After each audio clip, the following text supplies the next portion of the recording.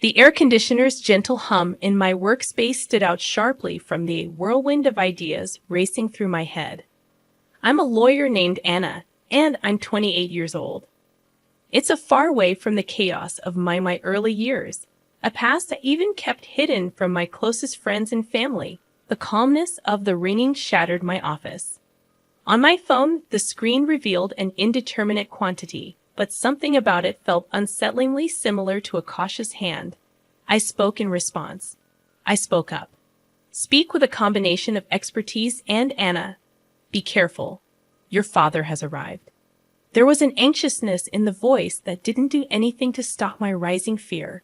A shiver went through me. More than 10 years have passed since I last heard that voice. A once meaningful voice, loving care, but has turned into a symbol of grief and betrayal. Why are you contacting me? I asked to speak for myself, severing with precision. During the quiet that ensued after his first things first, I'm having problems. Anna, I need financial assistance from you.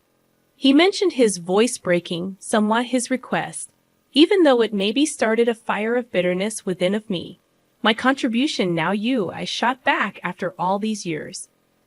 Belief and rage coexisted in my tone. To be sure, but if it weren't, I'm in a real pickle. Continuing Ed's deteriorating, desperate state. His voice, you've long since ceased to be my father. You can't just phone me right now, and you may count on my assistance, I answered vocally. Chilly, and there was a steady pause on the line. A thick stillness that resembled an irreconcilable divide. Anna, please. I'm still. Your father made a pathetic attempt to renewing an old friendship. Putting out the word dad felt strange, almost startling. A father, you lost that title, I remarked when you chose her over me. The years of grief and resentment being incorporated into my speech. I believed you were mistaken, my daughter. I spoke up and stopped him. Halfway through, you made your decision years. His voice was years ago, and now that I've made mine, a mixture of desperation and begging. Hello, Anna? I'm sorry, but I need your help once. I'm sorry reverberated through my office like a hollow and pointless apologies don't alter historical events. I'm unable to assist you. Declared forcefully and disconnected my childhood. Before the age of 10, I was occupied with laughter and love are evidence of I had a fantastic existence with my parents. Within our modest rental home, my mom rate of happiness and compassion lit our warm days. And our evenings with tales and dreams. My dad used to be silly, and an understanding man would play all night, playing games or giving me small lessons. The world's things, our house was a happy cocoon where each day was an exploration, and each evening a lovely dream. But our comfortable existence came to an end. Sudden end following my mother's premature. The mansion that used to resound with death, love, and laughter became quiet. A portion of recollections, I strolled through the rooms. Every nook serves as a sharp reminder of it was an awful loss without her. Not only for myself, but also for my dad, who, having lost his beloved life, yet the intensity of his sorrow appeared to decline swiftly. Much to my confusion and shock, in a matter of months later, he brought Marissa, a woman, home, who was going to play a big part in our life. I remember the moment he brought. A day that signified the conclusion of my treasured childhood. Anna. This is Marissa. She intends to remain with one evening. My father declared, his voice lacking the warmth that I saw.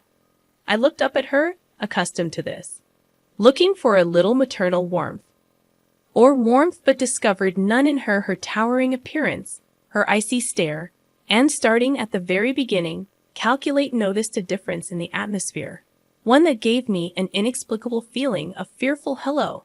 Anna, Marissa called out. Silky but lacking in a genuine sense.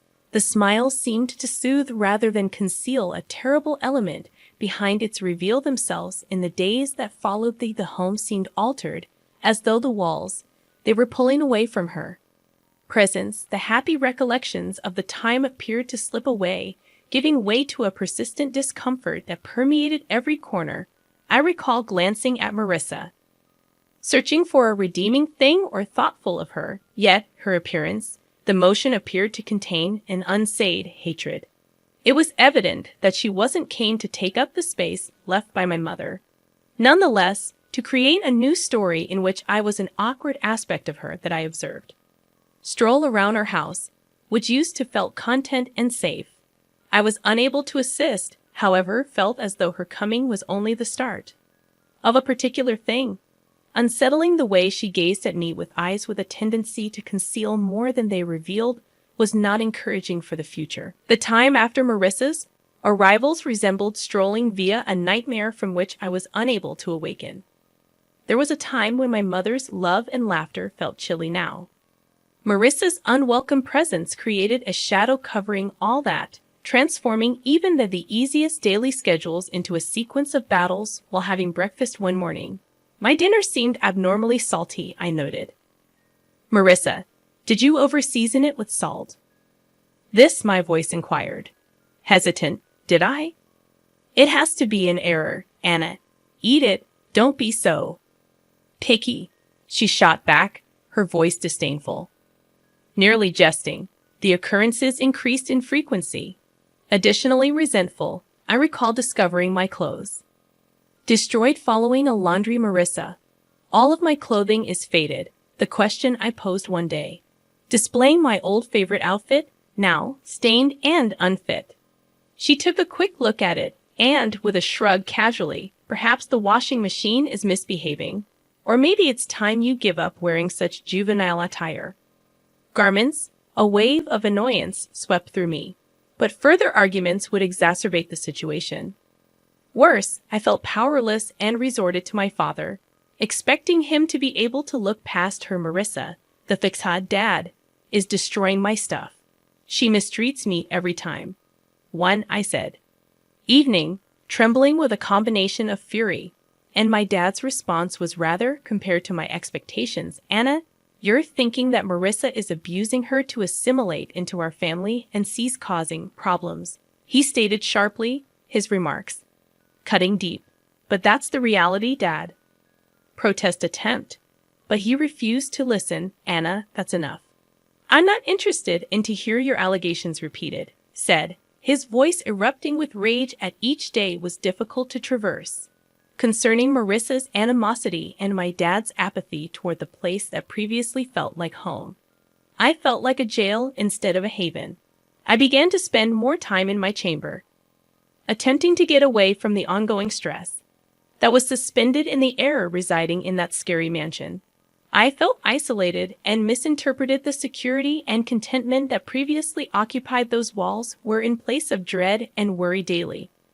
I yearned for the days gone by, for the occasions when my mom's grin was sufficient to illuminate the entire space.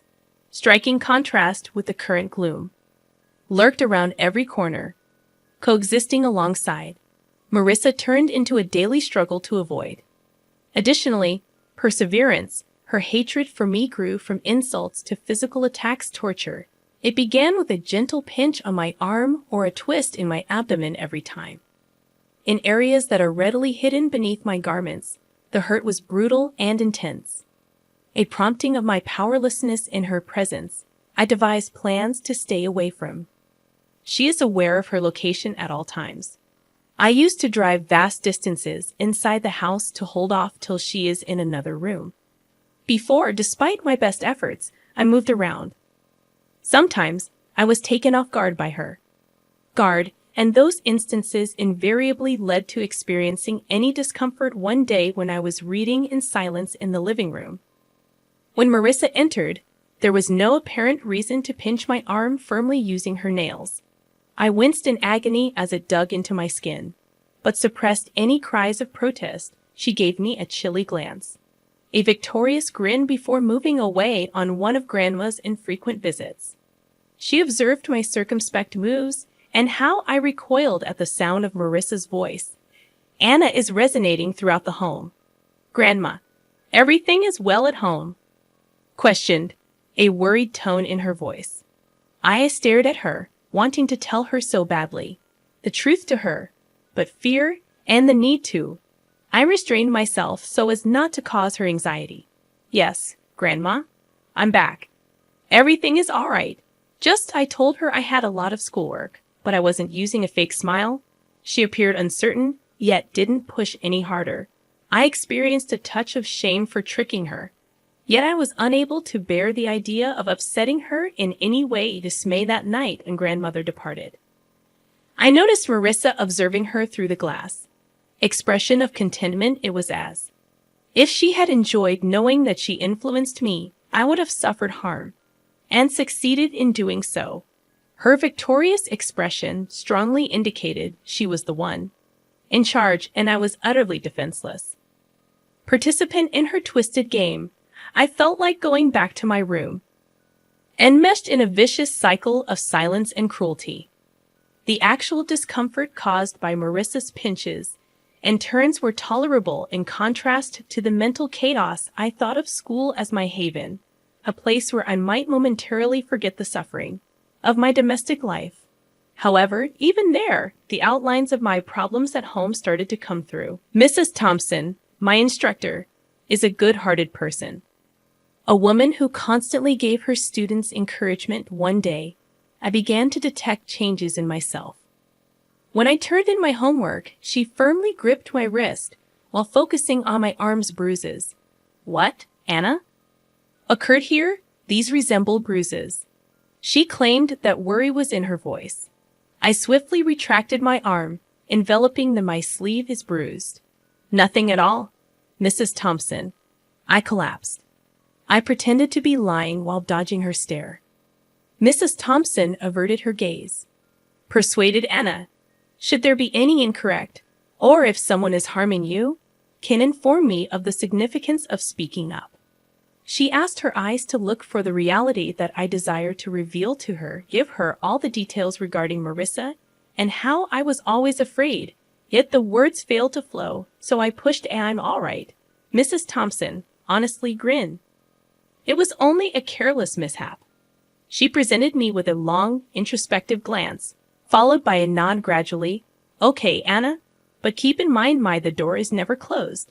You're not by yourself, remarked, smiling consolingly at me. I nodded as a knot started to grow in my throat. Her generosity added to it, challenging to keep up the facade that everything went smoothly. As I particular day, Mrs. Thompson's walk home. Phrases replayed in my head. I experienced a mixture of appreciation for her thoughtfulness and a sincere the feeling of isolation brought on by bearing my burdens by itself. The idea of disclosing the reality. At home, my existence was horrifying, and I worried about the outcomes. What Marissa would do if she became aware of it had mentioned. I was silent that evening, having supper with someone. Pondering Mrs. Thompson's words, offered to assist Marissa when I became speechless.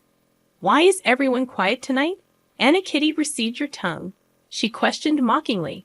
I just shook my head and carried on with my meal, attempting to minimize my size and imperceptible as possibilities while I lay in bed after supper. The truth of my circumstances felt more and more than ever formidable. Mrs. Thompson's concern had convinced me that individuals the problem, but the dread of what exposes the maybe the truth prevented me from speaking.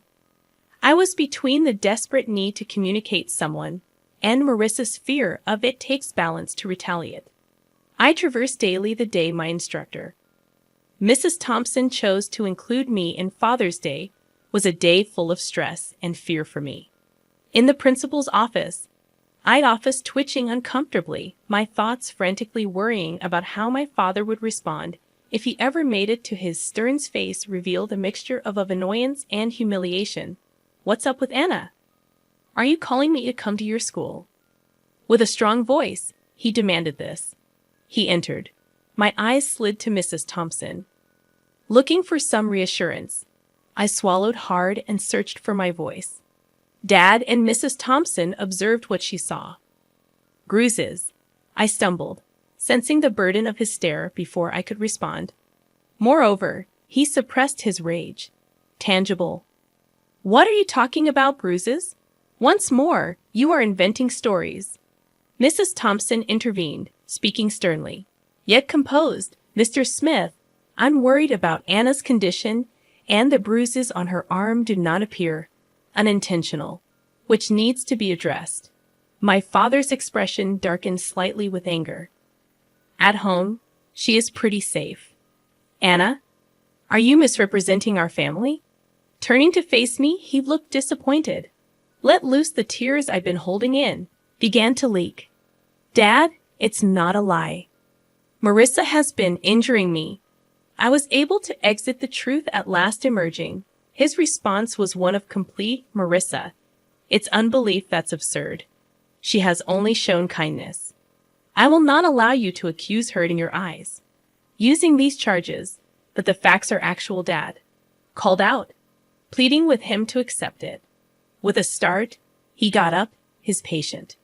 Tell Mrs. that you're wearing this too thin. Thompson, all of that was made up. I dutifully faced the instructor and reiterated his. She nodded again without speaking. Anything while returning home empty-handed, said another way. He kept me trapped in my room. Using the door, I could perceive Marissa's voice brimming with deceptive worry. I told you that she's only looking for. I sat on my bed, she added, paying attention, having a strong sense of loneliness and sorrow at the one person I believed I could guarantee that he had turned the walls of my room, which are facing me, had previously seemed to be my haven, but now I lay there feeling like I was inside a prison.